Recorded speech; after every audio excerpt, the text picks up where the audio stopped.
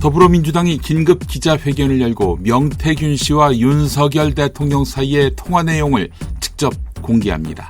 통화 내용을 다른 사람에게 전하는 녹음이 아니라, 즉 명태균 강혜경 씨 사이의 통화가 아니라 당사자 사이의 직접 통화 녹음이 공개되는 것입니다.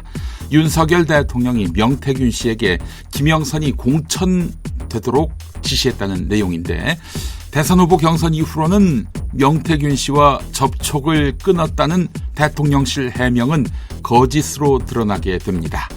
현재 대통령실이나 검찰은 명태균 씨에 대해서 어쩔 줄 몰라 하고 있습니다. 한동훈 국민의힘 대표는 취임 100일 메시지를 통해 개혁의 동력을 키우기 위해서는 겨울 추위가 찾아오기 전 11월 내에 먼저 매듭 지어야 할 것이 있다라고 말했습니다.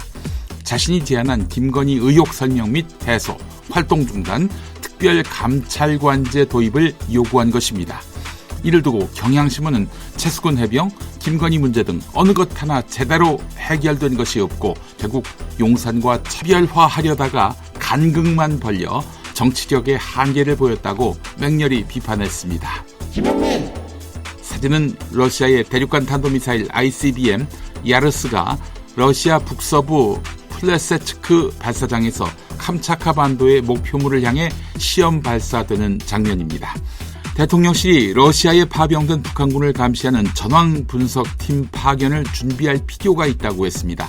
이에 더불어민주당은 전황 분석팀 파견은 우회적인 방법으로 우크라이나의 국군을 파병하려는 꼼수라며 국회 동의 없이 우크라이나에 모니터링단을 보내면 국방장관 탄핵을 비롯해 다양한 법적 검토에 들어가겠다고 경고했습니다.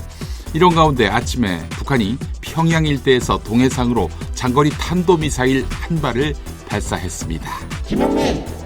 윤석열 대통령이 어제 울진에서 열린 신한울 원전 1, 2호기 종합준공 및 3, 4호기 착공식에서 체코 원전 수주를 발판으로 우리 원전 산업의 수출길을 더 크게 열어나가겠다고 했습니다.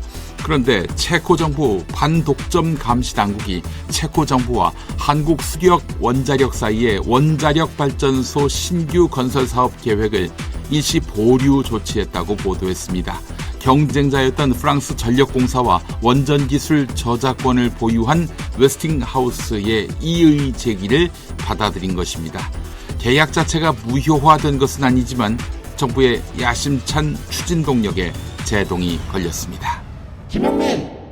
정부가 조건 없는 휴학 승인 방침을 밝히면서 대규모 유급 재적 사태는 피할 수 있게 됐지만 내년도 예과 1학년의 경우 7,500여 명이 동시에 수업을 들어야 하는 상황이 닥치게 됐습니다.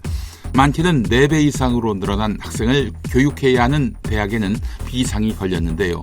의료계 전문가들은 이들이 향후 수련까지 길게는 11년 동안 함께 진급하는 만큼 예과, 본과, 전공의 즉 인턴 레지던트 과정 전반에서 제대로 된 교육과 수련이 이루어지기는 어려울 것으로 보고 있습니다. 인터넷 강의로 대체하거나 부실한 해부 실습이 우려됩니다.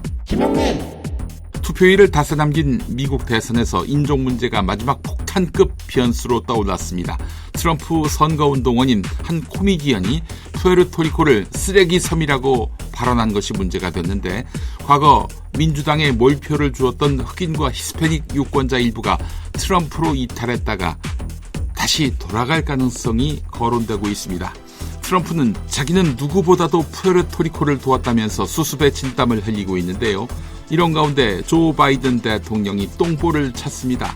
해리스를 거둔다고 푸에르토리코 사람들은 쓰레기가 아니다. 내가 아는 유일한 쓰레기는 트럼프의 지지자들 뿐이라고 말해 논란을 낳고 있는 것입니다.